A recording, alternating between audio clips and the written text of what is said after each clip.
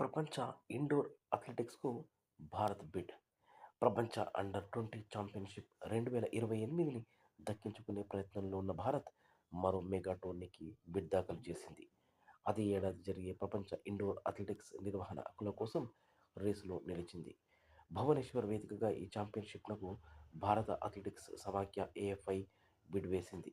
ప్రపంచ అథ్లెటిక్స్ ఉపాధ్యక్షుడు, ఏఎఫ్ఐ మాజీ చీఫ్ అడిల్లే సమరివాలా బృందం గురువారం భువనేశ్వర్లోని కళింగ స్టేడియాన్ని సందర్శించింది.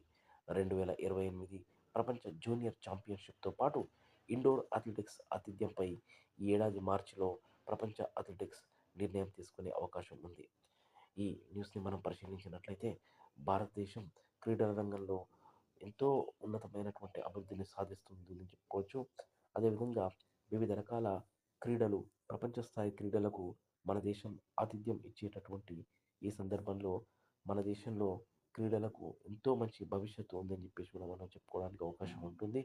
ఈ విధమైనటువంటి నిర్ణయాల వల్ల మన దేశం యొక్క గొప్పతనము ప్రపంచానికి తెలియజేస్తుందని చెప్పేసి కూడా మనం భావించవచ్చు. సో ఈ న్యూస్ మీకు నచ్చినట్లయితే నా ఛానల్ని సబ్స్క్రైబ్ చేసుకోండి, లైక్ చేయండి. Thank you very much.